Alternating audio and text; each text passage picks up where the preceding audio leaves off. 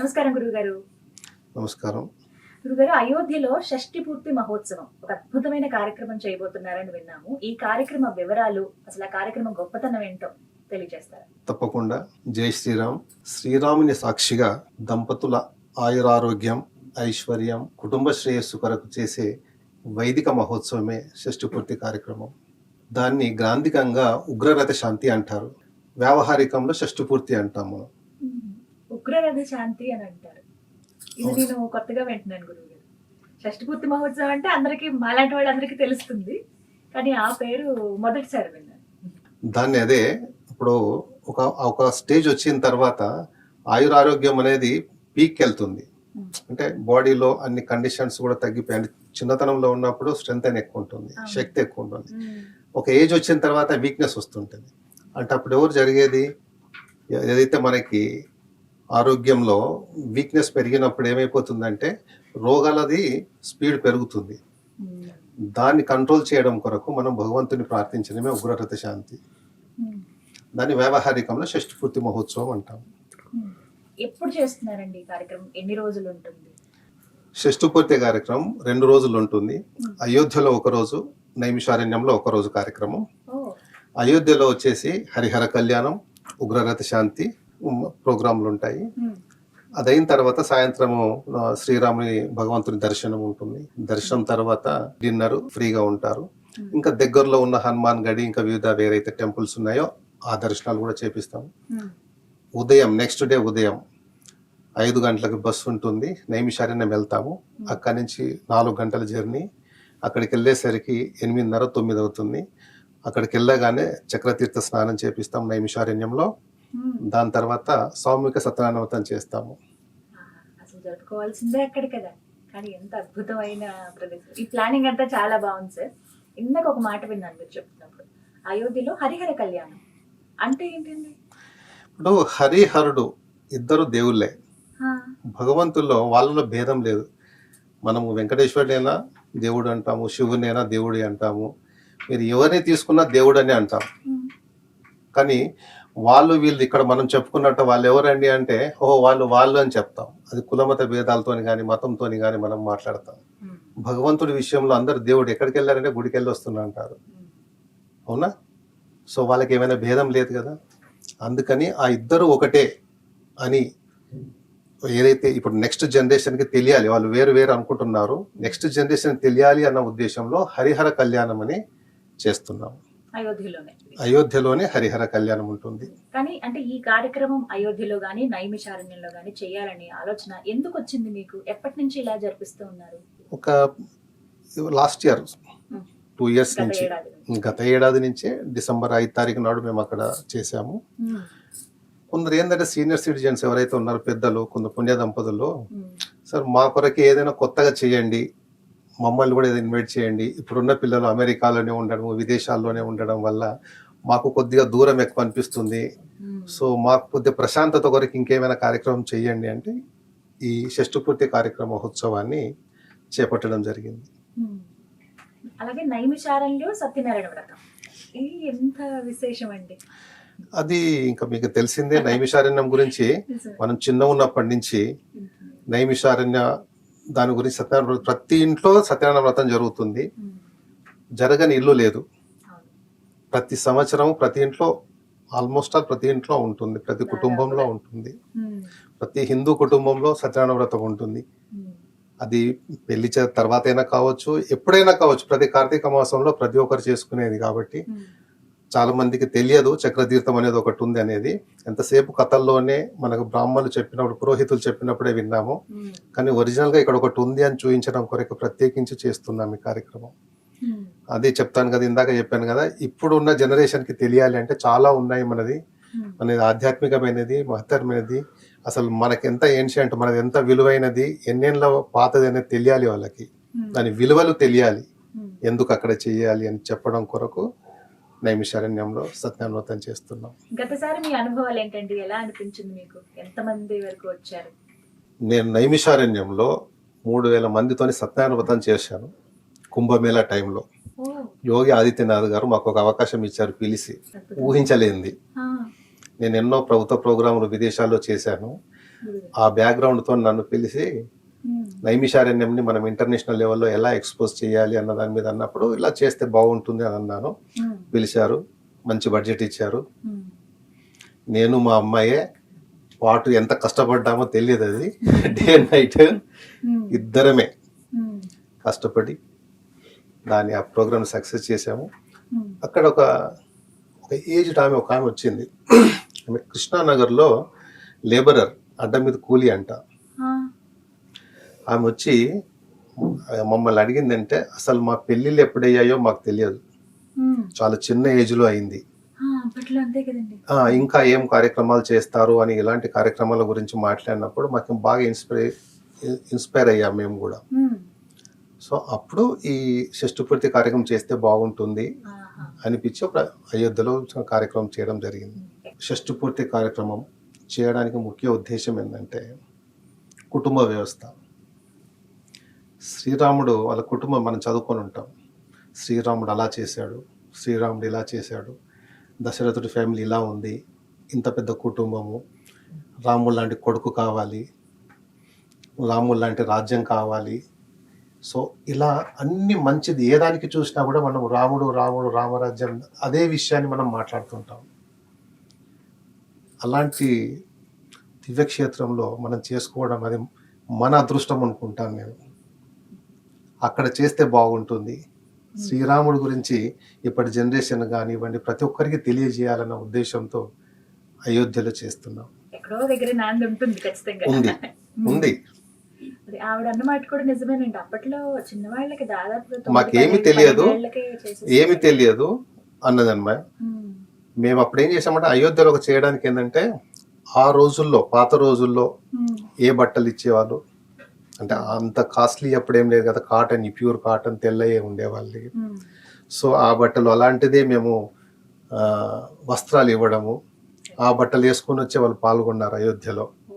చాలా బ్రహ్మాండంగా జరిగింది. పాత రోజులు మళ్ళీ గుర్తుకొచ్చాయన్నారు వాళ్ళు.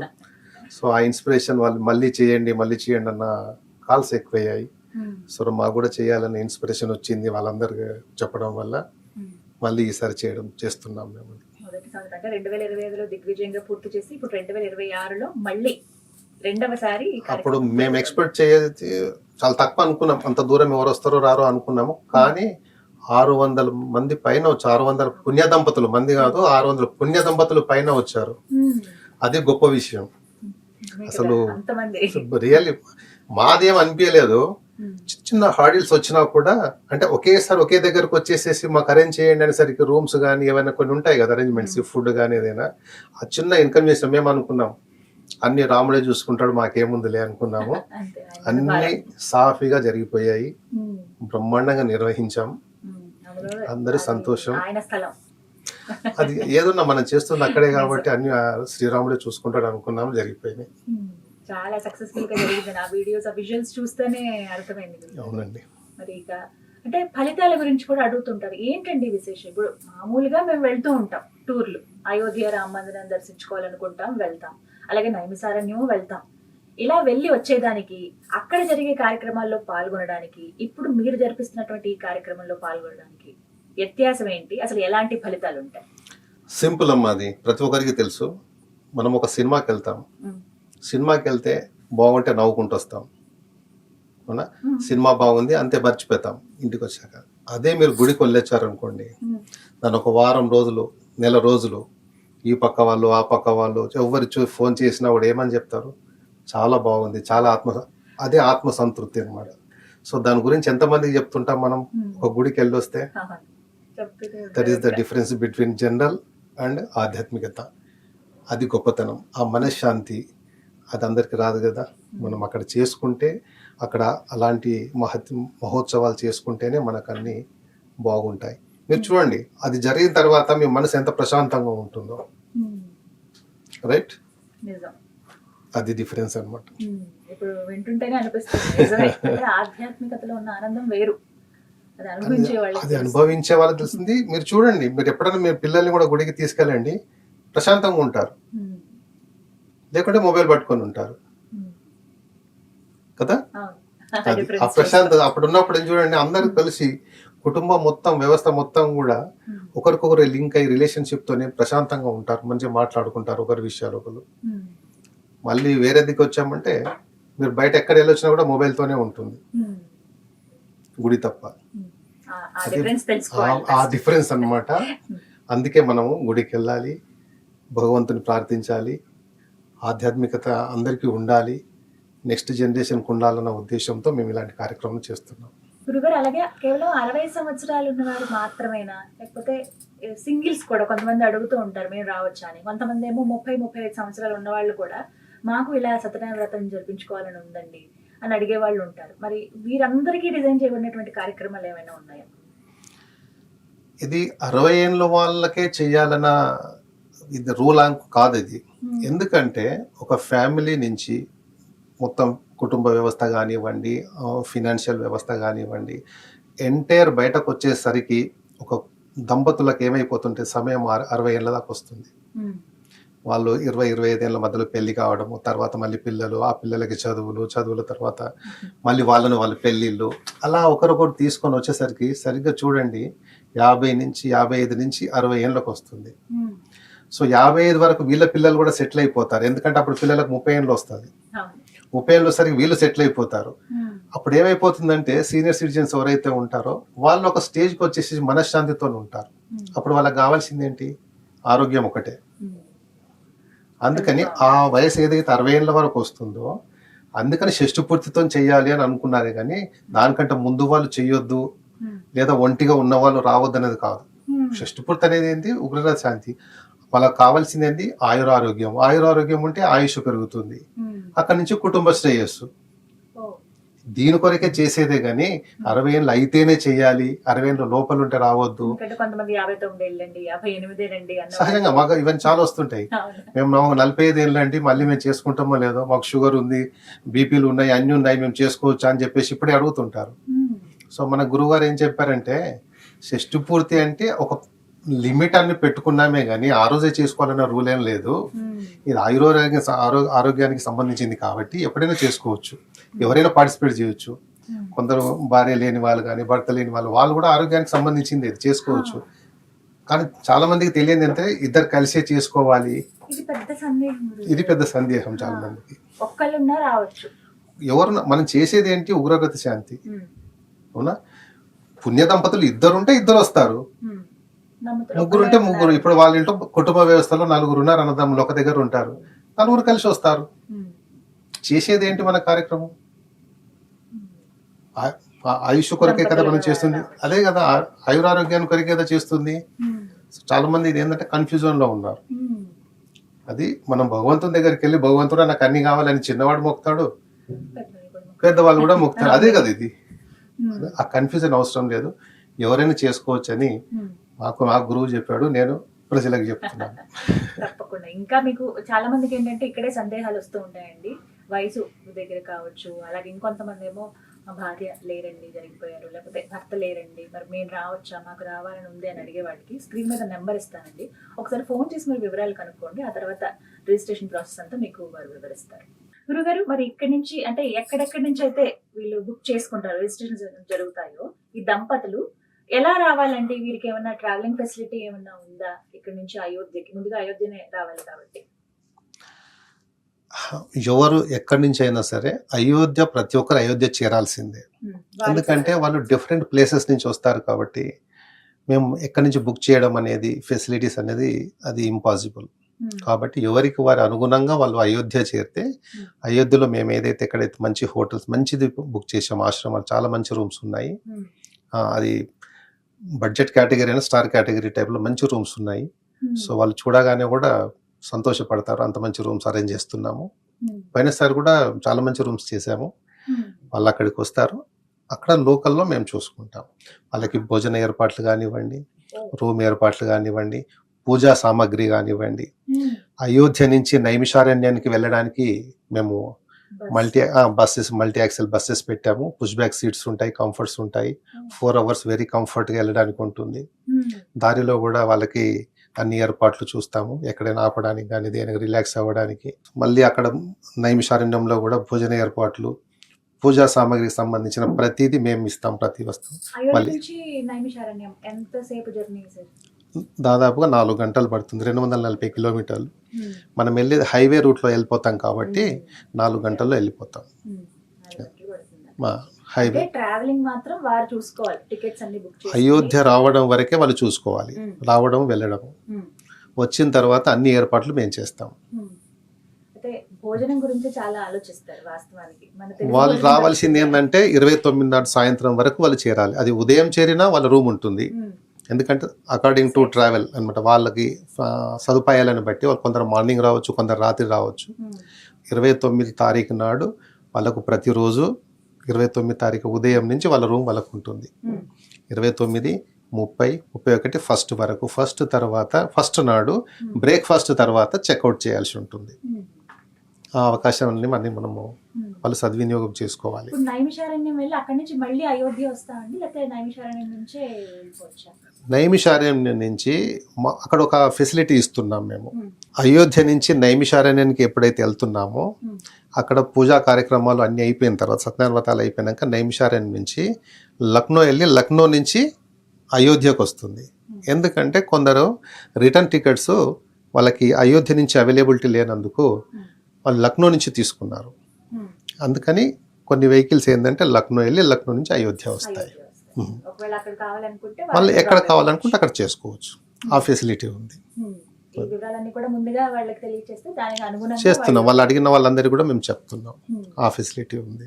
మొత్తానికి కార్యక్రమం 30వ తారీఖు అంటే ఆగస్టు 30వ తారీఖు 31 కాబట్టి 29నే మీరు అయోధ్య చేరుకునే ప్రయత్నం చేయాలని చెప్తున్నారండి. ఉదయం నుంచి రూమ్స్ అందుబాటులో ఉంటాయి కాబట్టి మీరు ఇంకొంచెం ఒక అడుగు ముందుంటే మనకు హడావిడి లేకుండా ఉంటుంది కాబట్టి ఉదయం నుంచి సాయంత్రం లోపు కనుక మీరు చేరుకుంటే ఆ రోజు రాత్రి అక్కడ రిలాక్స్ అయ్యి ఉదయం కార్యక్రమానికి చక్కగా హాజరవచ్చు. అక్కడ ఆ కార్యక్రమం ఎంతో అద్భుతంగా జరుగుతుంది. అందరితో పాటు మనం కూడా ఆ కార్యక్రమంలో కూర్చుని అక్కడ జరిగేటువంటి కార్యక్రమాలు చూసి పాల్గొని తరించవచ్చు. గురుగారు, మరొక ప్రశ్న ఇది ఖచ్చితంగా అడగాలండి. అంటే ఏదైనా పూజకి వెళ్ళినప్పుడు కానీ ఇలా పారాయణాలకు అవి వెళ్తూ ఉంటాం కదా, ముందు వచ్చే ప్రశ్న కింద కూర్చోవాలండి, ఏమైనా సదుపాయం ఉంటుందా అని అడుగుతారు. అంటే అంతసేపు కూర్చోవటం సీనియర్ సిటిజన్స్ మళ్ళీ అంటే వారి వయసు రీత్యా కావచ్చు, మనం ఆ రెస్పెక్ట్ ఇవ్వాలి కాబట్టి మీరు ఎలాంటి ఏర్పాట్లు చేశారు? ఇప్పుడు నేను 60కి వచ్చాను కాబట్టి అది నేను అనుభవిస్తున్నాను కాబట్టి నొప్పులు ప్రతి ఒక్కరికి ఎత్తు మీద కూర్చోబెట్టడమే ఉంటుంది. స్టూల్స్ కానీ చైర్స్ కానీ ఉంటాయి, కానీ కింద కూర్చోబెట్టడం ఉండదు. పోయినసారి మేము చేసినప్పుడు కూడా అందరికీ కుర్చీలు ముందట టేబుల్స్ వేసి దానికి అందరికీ సరైన ఏర్పాట్లే చేసాము. కింద కూర్చోవడం అనేది లేదు. అది ఎలాంటి ఇబ్బంది లేకుండా కుర్చీలు కానీ స్టూల్స్ కానీ వాళ్ళకి అనుగుణంగా టేబుల్స్ అన్నీ వేస్తాం. చాలా విశేషంగా జరుగుతుందని అర్థమైంది, అద్భుతంగా చేస్తారని కూడా అర్థమైంది. ట్రావెలింగ్ ఒకటి తప్పించి మీరు అక్కడ ఏర్పాట్లు కావచ్చు, ఇప్పుడు చెప్తున్న ఫుడ్ గురించి కానీ, అయోధ్య నుంచి నైమిషారణ్యం వెళ్ళడం, అక్కడ పూజా సామాగ్రి కానీ ప్రతి చోటకి మీరే చూసుకుంటారని చెప్తారు. అవునండి, మేమే చూస్తాం, అన్ని ఏర్పాట్లు చేస్తాం. అయితే మొత్తం వీటన్నిటికీ అసలు ఎంత ఖర్చు అవుతుందండి? బాగుంది. అయోధ్య నైమిషారణ్యం 2 పుణ్యక్షేత్రాల దగ్గర కార్యక్రమాల కొరకైతే 21,516. అయోధ్య నైమిషారణ్యం పుణ్య దంపతులకు అంటే ఇద్దరికి కలిపి, ఒక దంపతి అంటే ఇద్దరు జంట కలిపి 21,516. దాంట్లో అన్ని ఏర్పాట్లు అక్కడే మేము సదుపాయాలు చేస్తున్నాం. బ్రహ్మాండమైన వెజిటేరియన్ ఫుడ్, దాంతోపాటు ఏంటంటే ఈ షుగరు ఇవన్నీ ఉంటాయి కదా, దానికి సంబంధించి కూడా జాగ్రత్తలు తీసుకొని ఫుడ్ ఏర్పాటు చేస్తున్నాం. అవి కూడా చాలా ముఖ్యం. ఎందుకంటే 29 రాత్రి కూడా మేము చపాతీ ఏర్పాటు చేస్తున్నాం. చాలా మంది అదే అడిగారు, 2 పూల్కలని ఇవ్వండి మాకు అన్నారు. తప్పకుండా ఈసారి దాన్ని ఏర్పాటు చేస్తున్నాం. ఈవినింగ్ డే టైం వాళ్ళకి అనుగుణంగా అన్ని ఫుడ్ మేము ఏర్పాటు చేస్తున్నాం. అలాగే ఓన్లీ అయోధ్య వరకే వచ్చి వెళ్తాము, మేము నైమిషారణ్యం రాలేము అనుకున్న వాళ్ళకి 19,516. ఇదే కాకుండా వాళ్ళు వచ్చిన వాళ్ళు ఏమంటారంటే, మేము మళ్ళీ సత్యనారాయణ వ్రతంలో పాల్గొనొచ్చా? వచ్చిన వాళ్ళు కూడా అక్కడ సత్యనారాయణ వ్రతంలో పాల్గొనొచ్చు. ఆ పూజా సామాగ్రికి ఏదో నామినల్ ఉంటుంది కదా, దానికి చెల్లిస్తే సరిపోతుంది. అక్కడి నుంచి అక్కడికి వెళ్ళడానికి అది ఉంటుంది. ఎలాగో వాళ్ళు ముందే బుక్ చేసుకుంటున్నారు. అక్కడికి వచ్చినాక మేము కూడా పాల్గొంటాము. ఎందుకంటే పుణ్య దంపతుల కొరకే కాదు కదా, వచ్చిన వాళ్ళు అందరి కొరకు మేము చేస్తున్నాం అక్కడ కార్యక్రమం. ఇది ఒకటి ఖచ్చితంగా అడగాలంటే ఎవరైనా పాల్గొనొచ్చా? ఎవరైనా పాల్గొనవచ్చు. నేను తీసుకొచ్చాను, ఇప్పుడు నేను ఒక్కదాన్నే ఉన్నాను అనుకో, లేకపోతే ఒక అబ్బాయి ఎవరో చిన్న అబ్బాయి కావచ్చు, మరి వాళ్ళకి కూడా అవకాశం ఉంటుందా? 8 ఏళ్ళ వరకు ఉన్న వాళ్ళకి ఫ్రీ అండి. 8 ఏళ్ళు పైబడిన వాళ్ళు ఎవరున్నా సరే as per the Aadhaar card note చేసుకోండి. As per the Aadhaar card facilities. ఎందుకంటే మా ట్రస్ట్ నియమాలు అందరికీ ఒకటే తీరు ఉంటుంది. మా వాడు వచ్చాడు ఏదో తక్కువ చేస్తాను ఇట్లా అని కాదు. మేము నలుగురం వచ్చాము ఒకరికి ఫ్రీ ఇవ్వండి ఇలాంటివి లేవు. ఎందుకంటే మేము చేసేది ఓన్లీ ఆధ్యాత్మికత భగవంతునికి సంబంధించింది. ఇది లాభాలతో చేయట్లేదు. నేను లాస్ట్ టైం ఎప్పుడు కూడా ఇన్నేళ్ల నుంచి కూడా నేను ఏ రోజు కూడా లాభాల కొరకు చేయలేదు. ఇక ముందు కూడా చెయ్యను, ఇప్పుడు కూడా చేయను.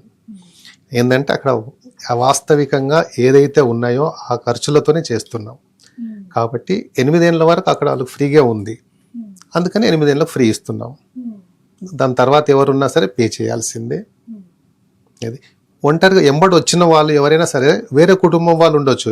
ఇప్పుడు పుణ్య దంపతుల కూతుళ్ళు వస్తారు, అది వేరే ఇల్లు అవుతుంది. సో వాళ్ళు అక్కడ సత్యనారాయణ వ్రతం చేసుకోవచ్చు.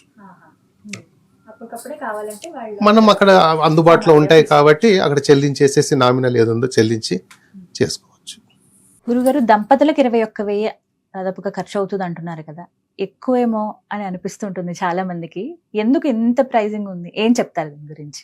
అక్కడ మనం ఒక్కరు గనక వెళ్తే ఉదయం నుంచి సాయంత్రం వరకు మనము ఏదైనా తినడానికైనా తిరగడానికైనా ఎంత ఖర్చు అవుతుందో ఒకసారి ఆలోచించండి. ఎంత టైం వేస్ట్ అవుతుందో కూడా ఆలోచించండి. ఒక రూమ్, మంచి రూమ్ దొరకాలంటే ఎంత ఖర్చు అవుతుంది? ఆ రూమ్ వెతకడానికి మీకు హాఫ్ డే పోతుంది. హాఫ్ డే అన్నప్పుడు ఏ రిక్షాలోనో దేంట్లో పోయినా 250, 500, క్యాబ్ ఎక్కితే 500, ఆటో ఎక్కిన 500 నామినల్ అవి అన్ని. సో రోజంతా తిరిగేసరికి మీ దగ్గర 1000 రూపాయలు వెళ్ళిపోతుంది. ఇలాంటిది ఏది కూడా లేకుండా పూజా కార్యక్రమం తీసుకున్నప్పుడు వాళ్ళు పూజ చేయడం కొరకే 700, 800 తీసుకుంటారు. దాంతోపాటు సామాగ్రికి మళ్ళీ సపరేట్ తీసుకుంటారు. అదేమో 1500 అవుతుంది. మీరు 4 పూటలు 4 సార్లు తినేసరికి, మనం 3 పూటలు తినేసరికి ఏమవుతుంది? ఇది ఎంత లేదన్నా కూడా 1000 నుంచి 1200 రూపాయలు అవుతుంది.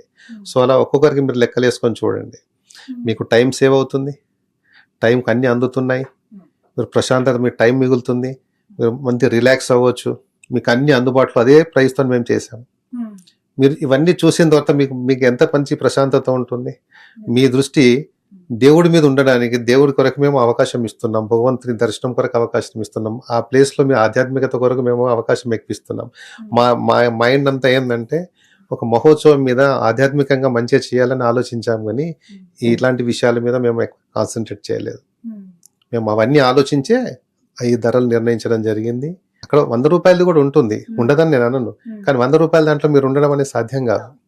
ఎందుకంటే మీరు ఫ్యామిలీస్తో వస్తారు, ఆ రూమ్లో మీరు అక్కడికి వెళ్తే 4000 ఉంటారు. సో ఇవన్నీ చాలా ఉంటాయి.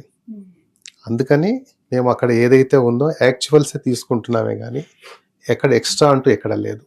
21,516 అంటున్నారు, అలాగే ఒక్కరిగా వస్తే 11,516. అవునండి. ఒకేసారి కట్టేయాలండి? ముందు ఏమన్నా అడ్వాన్స్ గా మేము బుక్ చేసుకోండి, రిజర్వ్ చేసుకుంటామండి, త్వరలో కడతామని చెప్పి కొంత అమౌంట్ ఏమన్నా ముందు కట్టొచ్చా? లేదండి, అలా ఇన్స్టాల్మెంట్లు ఈఎంఐలు అట్లాంటివి ఏం లేవు. మొత్తం ముందు ఒకేసారి కట్టేసేస్తే మీకు సంబంధించిన అన్ని ఏర్పాట్లు, తగిన ఏర్పాట్లు మేము అన్ని సవ్యంగా చేయగలగడానికి మాకు అవకాశం ఉంటుంది. ఈఎంఐ అంటే తర్వాత మళ్ళీ ఏదైనా ఇబ్బందులు అవుతాయి. ఆ ఇబ్బందులు లేకుండా మొత్తం ఒకేసారి చెల్లించాలి. మీరు ఎంత త్వరగా రిజిస్ట్రేషన్ చేసుకుంటే మేము అంత ఫెసిలిటీ మంచిగా ఇవ్వగలుగుతాం. నార్త్ సైడ్ వెళ్తున్నాము, మాకేమో హిందీ రాదు, వాళ్ళతో మేము ఎలా మేనేజ్ చేసుకోవాలి? మా కమ్యూనికేషన్ ప్రాబ్లం అవుతుంది కదా, ఎవరైనా గైడ్ చేసే వాళ్ళు ఉంటారా? ఎవరైనా మధ్యవర్తులు మీ తరపు నుంచి ఎవరైనా ఉంటారా మాకు గైడ్ చేయడానికి? అంటే అమ్మా, అక్కడ ఇది మన దేశం, ఎక్కడ పోయినా భాషా ప్రభావం అనేది కొద్దిగానే ఉంటుంది. ఎందుకంటే మీకంటే ముందు మేము అక్కడికి చేరిపోతాం, వారం రోజుల ముందు ఉంటాం, ఏర్పాట్లు అన్ని చూస్తాం మేము. సో మిమ్మల్ని తీసుకోవడం, రిసీవ్ చేసుకోవడం కూడా తెలుగులోనే మేము రిసీవ్ చేసుకుంటాం. మీకు హిందీ వాడు తీసుకొచ్చినా కూడా మేము తెలుగులోనే రిసీవ్ చేసుకుంటాం, కాబట్టి మీకు ఎలాంటి ఇబ్బంది లేదు. మనకి ఏదైతే వేద బ్రాహ్మణులు వస్తున్నారో వాళ్ళు మన తెలుగు వాళ్ళే, ఎలాంటి ఇబ్బంది లేదు. సో వాళ్ళు పూజా కార్యక్రమం కానీ హోమ కార్యక్రమాలు చేసేటప్పుడు కానీ వాళ్ళు ఏ చెప్పినా కూడా అమ్మ మీ పేరు తలుచుకోండి, మీ మీ పెద్దల పేర్లు తలుచుకోండి, ఇది ఏదన్నా కూడా అన్ని తెలుగులోనే ఉంటాయి, ఎలాంటి ఇబ్బంది లేదు. ఎందుకంటే ఆ ఇన్కన్వీనియన్స్ లేకుండానే మేము అన్ని ఏర్పాట్లు చేస్తున్నాం. అలాంటి ఇబ్బందులు లేకుండా వాళ్ళ సహాయార్థం ఏంటంటే, మనకి తిరుపతిలో సేవకులు వస్తారు కదా, అలా దాదాపు 200 మంది సేవకులు అక్కడ ఉంటారు, వీళ్ళకి అందుబాటులో ఉంటారు. వాలంటీర్స్ అక్కడ ఉంటారు. ఎలాంటి ఆశించకుండా, ఎలాంటి డబ్బులు ఆశించకుండా మనకు 200 మంది వస్తున్నారు అయోధ్యలో సేవ చేయడానికి. ప్రత్యేకించి పుణ్య దంపతులకు మేము సేవ చేస్తామని వాళ్ళంతలో వాళ్ళు వస్తున్నారు. మాకు అవకాశం ఇవ్వండి అని. ఎంతో మంది 300-400 మంది అడిగారు. కానీ అంతమందికి మనం కూడా చేయలేము, అవసరం కూడా ఉండదు కాబట్టి కొద్దిగా లిమిటెడ్ వరకే తీసుకుంటున్నాము. ఎందుకంటే ఎక్కువ మందిని తీసుకుంటే కూడా అక్కడ ఏర్పాట్లు కూడా చేయలేం కదా మనం కూడా. అందుకని వీలైనంత ప్రతి ఒక్కరికి సరిపడా 5గురికి 6గురికి ఒకరు చొప్పున మేము సేవకులను ఏర్పాటు చేస్తున్నాము. ఎలాంటి ఇబ్బంది లేదు. మేము మెడికల్ ఫెసిలిటీ కూడా అందుబాటులో ఉంచుతాం. మేము అంటే సడన్ గా బీపీ రేజ్ అయినా, షుగర్ డౌన్ అయినా, గ్లూకోజ్ అయినా అత్యవసరం మాకు ఎప్పుడు ప్రభుత్వం తరపున లోకల్ మున్సిపల్ వాళ్ళు ఉంటారు. సో నెక్స్ట్ మినిట్ లో వాళ్ళు రావడానికి ఉంటారు. మెడికల్ ఎమర్జెన్సీ కూడా రెడీగా ఉంటుంది. అలాగే ఆఖరి తేదీ ఎప్పుడండి రిజిస్ట్రేషన్స్? ఆఖరి తేదీ జూలై 30 నెల రోజులు ముందుగానే ఉంది. ఆగస్టు 10 లోపు ఎవరైనా రాలేని పరిస్థితి ఉంటే కూడా ఆగస్టు 10 లోపు చెప్పాలి. 10 తర్వాత చెప్తే మేము అన్ని బుకింగ్ చేసేస్తాం కాబట్టి మళ్ళీ రీఫండ్ అలాంటివి ఏమి ఉండవు. 10 లోపు మీరు చెప్పండి, మేము ఏదైనా రాని పరిస్థితి ఉంటే రీఫండ్ చేస్తాము. అప్పుడు పరిస్థితులు వస్తాయి. పోయినసారి కూడా మాకు 2-3 ఇబ్బంది జరిగింది, మేము రీఫండ్ చేసాము. అది అలాంటి ఇబ్బంది లేదు. గురుగారు ఒక సందేహం అనిపించింది ఇంత మాట్లాడాక. ఇప్పుడు పూజా సామాగ్రి అందిస్తున్నారా, అకామిడేషన్ ఉంది, ఫుడ్ మీరే అందిస్తున్నారా, అయోధ్య నుంచి నైమిషారణ్యం వెళ్ళడానికి బస్ ఫెసిలిటీ కానీ అన్నీ ఉన్నాయి. అక్కడి వరకు ఏర్పాటు చేశారు, బానే ఉంది. అదేదో ఇక్కడి నుంచి వచ్చేవాళ్ళు అంటే తెలుగు రాష్ట్రాల నుంచి వచ్చే వాళ్ళకి కూడా ట్రావెలింగ్ ఏర్పాటు చేసి ఉంటే బాగుండేది కదా. ఎందుకు ఆలోచన చేయలేదు? ఎందుకు వద్దనుకున్నారు? వద్దనుకోలేదు. ఏర్పాటు చేయడం అనేది కష్టతరం అవుతుంది. ఎందుకంటే ఎవరు పోయినసారి మేము చేసినప్పుడు అమెరికా నుంచి వచ్చారు, 2 జంటలు అమెరికా నుంచి వచ్చారు. సో వాళ్ళకి మనం ఎక్కడి నుంచి చేస్తాము? సో ఎవరిది వాళ్ళు చేసుకుంటేనే కన్వీనియంట్గా ఉంటుంది.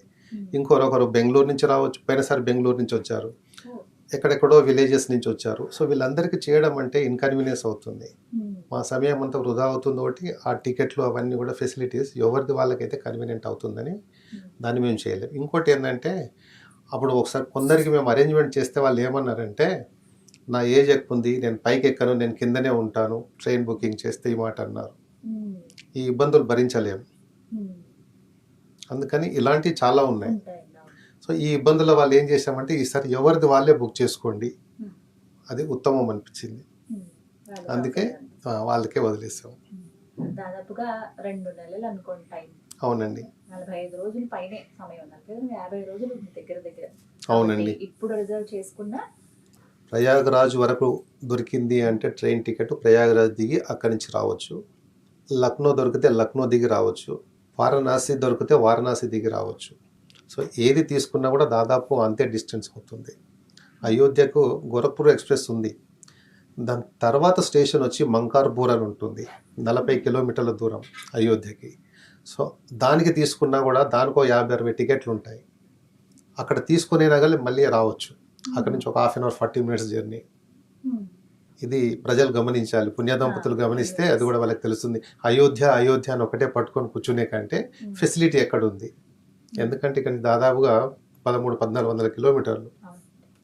సో అక్కడ 40 కిలోమీటర్లు మనం మేనేజ్ చేసుకోగలం. అందుకని ఈ స్టేషనే కాకుంటే మంకార్పూర్ స్టేషన్ కూడా తీసుకోవచ్చు, అది కూడా కన్వీనియంటే. అవునండి. లేదు రావాలనుకుంటే ఎయిర్పోర్ట్ అందుబాటులో ఉంది. అది ఫ్లైట్ ఎలాగ ఉంది, 2-3 ఒకవేళ అనుకున్నప్పుడు అయోధ్య దొరకకపోతే మంకార్పూర్ తీసుకుంటే అది దగ్గర నియరెస్ట్ స్టేషన్. ఈ వారణాసి, ప్రయాగరాజ్, లక్నో కంటే కూడా మంకార్పూర్ ఏదైతే ఉందో అది దగ్గర అవుతుంది. 40 నిమిషాల్లో చేరుకుంటాం అంతే. 30-40 కిలోమీటర్లు ఉంటుంది. సో అది మెయిన్ రోడ్ మీదే ఉంటుంది కాబట్టి ఈజీగా వచ్చేయచ్చు, ఫెసిలిటీస్ ఉంటాయి. ఇంకోటి ఏంటంటే మేము కూడా ప్రయత్నిస్తున్నాం, ఒక ట్రైన్ హైదరాబాద్ నుంచి ఒక ట్రైన్ వేయించాలని, అయోధ్యకి ఒక ట్రైన్ వేయించాలని చేస్తున్నాము. అది ఇంకొద్దిగా సమయం పట్టొచ్చు. అది అంటే మీ ప్రయత్నం మీరు చేసేయండి. ఇది దొరకనప్పుడు వాళ్ళు కనుక మనకు అవకాశం ఇస్తే దాంట్లో బుక్ చేసుకోవచ్చు. మేము అందరికి మళ్ళీ ఇన్ఫర్మేషన్ ఇస్తాం, అది దాని టైమింగ్ దాని. ఎందుకంటే రెగ్యులర్ ట్రైన్ కంటే ఇలాంటి ప్రత్యేక ట్రైన్ వేసినప్పుడు కాస్ట్ ఎక్కువ అవుతుంది. మామూలుగా 2000 ఉంటే అది 2500 అవుతుంది.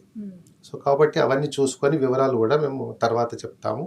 బట్ ఎక్కడ ఏ అవకాశం ఉంటే ముందైతే బుక్ చేసుకోమని మేము చెప్తున్నాం. సమయం ఎక్కువ ఉంది కాబట్టి ఇప్పుడు మీకు త్వరగా టికెట్లు కూడా దొరుకుతాయి. ఆగస్టు 30, 31 అండి కార్యక్రమం. 29 అక్కడ ఉండాలంటే మీరుండే ప్రాంతం బట్టి 27న లేకపోతే 28న ఎప్పుడు రిజర్వ్ చేసుకోవాలనేది ముందుగా మీరు చెక్ చేసుకునే డేట్లు త్వరగా రిజర్వ్ చేసుకోండి.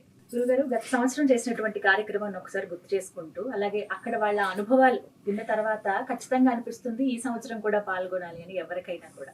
అంటే అవంతా విన్నప్పుడు ఏమనిపించిందంటే, ఇది కదా పిల్లలు తల్లిదండ్రులకి అసలైన ఇచ్చేటువంటి బహుమతి అని అనిపించింది. మీరు ఏమంటారు ఈ మాటకి? ఇది ఒక గిఫ్ట్ లాగా చూడొచ్చా పేరెంట్స్ కి? ఇది ఖచ్చితంగా గిఫ్టే అండి. ఇంతకంటే పేరెంట్స్ కి ఇంకేమి ఇవ్వగలరు చెప్పండి? డబ్బులా వాళ్ళు ఆల్రెడీ సంపాదించుకున్నారు, పిల్లలకే ఇచ్చారు. వాళ్ళకి లైఫ్ వీళ్ళే ఇచ్చారు, వాళ్ళకి ఇచ్చేది ఏం లేదు. పిల్లల ఆయురారోగ్యం కూడా వాళ్ళే ఆల్రెడీ ఇచ్చారు. పిల్లలకి కూడా వీళ్ళే కదా, ఏదైనా జ్వరం వచ్చినా ఏదొచ్చినా చూసింది పేరెంట్సే, అవునా? తల్లిదండ్రులకి ఇంకేమి ఇస్తారు చెప్పండి? ఒక ఈ ఆధ్యాత్మికత ఇది తప్ప ఇంకేమి ఇవ్వగలరు? అందుకే ఖచ్చితంగా అది అద్భుతమైన గిఫ్ట్ కిందనే తీసుకోవాలి. ఇది పిల్లలు తల్లిదండ్రులకి ఇవ్వగలిసిన వాళ్ళ మహాభాగ్యం అండి. వాళ్ళ పిల్లలకి తల్లిదండ్రులకి ఇవ్వగలిసిన గొప్ప గిఫ్ట్ ఇది. ప్రతి పిల్లలు ఇవ్వాలి. గురుగారు, ఇందాక మీరు మాటల్లో కూడా అన్నారు, మనం ఇంట్లో ఏదో ఒక కొత్త కారు కొనుక్కున్నాము, లేకపోతే ఇంట్లో ఏదైనా కొత్త వస్తువు కొన్నాము అన్నప్పుడు తల్లిదండ్రులు ఎంత సంతోషిస్తారో మనకు తెలియదు. కానీ ఇంట్లో ఏదైనా పూజ చేసినప్పుడు, వ్రతాలు ఏమైనా చేసినప్పుడు, ఒక పండగ ఉన్నప్పుడు వాళ్ళ కళ్ళల్లో ఆనందం అసలు చాలా అసలు మనము అది ఇంత అంత అని వర్ణించలేము, దాన్ని దేంట్లో కొలవలేము మనం ఇది అది అని.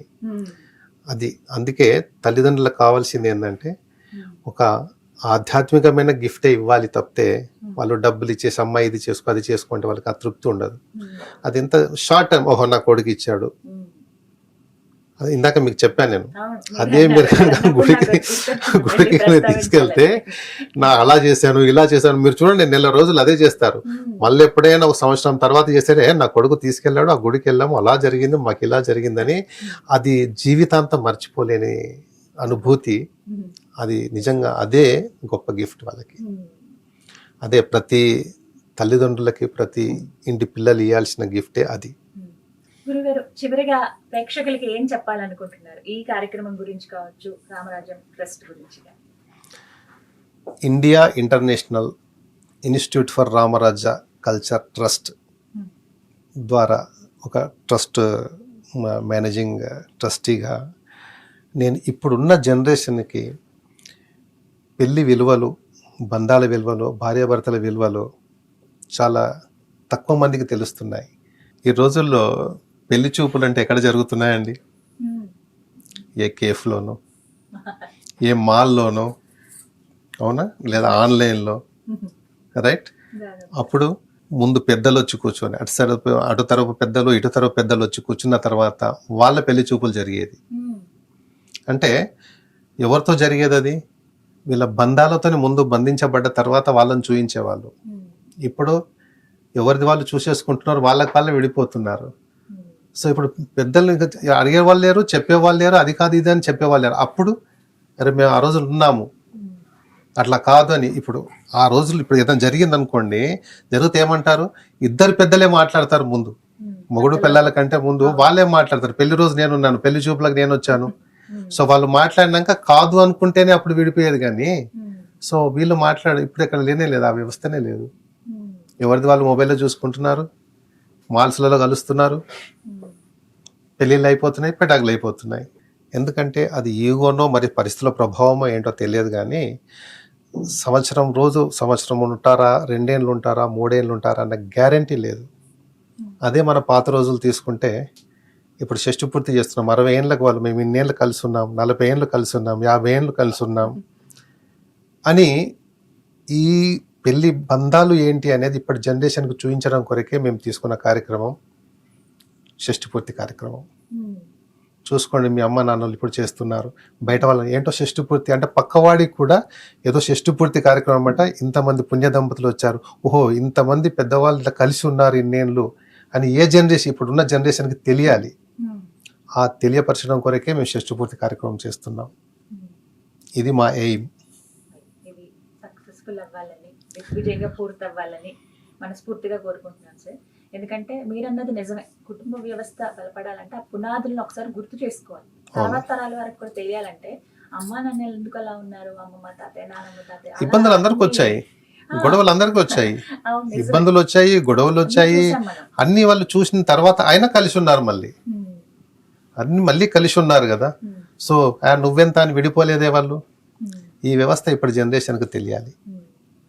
తెలుసుకోవాలి, అడుగుతారు ఇప్పటి అది generation అంటే ఏంటి? అమ్మాయి కావచ్చు అబ్బాయి కావచ్చు ఎవరైనా సరే నిజమే. ఇద్దరూ నేర్చుకోవాలి. అది ఉమ్, వాళ్ళకి తెలుసు వాళ్ళ అమ్మ నాన్నలు ఎలా ఉన్నారు, ఉమ్, వాళ్ళ పెద్దమ్మ పెద్దనాన్న, చిన్నమ్మ చిన్నన్న, అక్క బావ వీళ్ళందరూ కలిసి ఎలా ఉన్నారు. మరి మాది ఎందుకు ఇంత తొందరపడ్డాం మేము, ఉమ్, ఇలాంటి గొడవలు వాళ్ళకి రాలేదా, సహజం కదా. ఉమ్, సో అది వాళ్ళకి తెలియాలి. ఉమ్, ఆ కుటుంబ వ్యవస్థ, బంధాలు బాంధవ్యాలు తెలియాలి, వాళ్ళందరూ కలిసి ఎందుకు ఉండాలి అనే విషయాలు తెలియాలి అన్న ఉద్దేశంలో ఉమ్. ఈ ఒక నిర్ణయం తీసుకొని ఇప్పుడు జనరేషన్కి ఒక కనువిప్పు జరగాలని ఈ కార్యక్రమం చేపట్టాము. ఉమ్. అద్భుతం సార్, మనస్ఫూర్తిగా కోరుకుంటున్నాం సక్సెస్ఫుల్ అవ్వాలని. Thank you. సంతోషం. నమస్కారం. నమస్కారం. జయ శ్రీరామ్.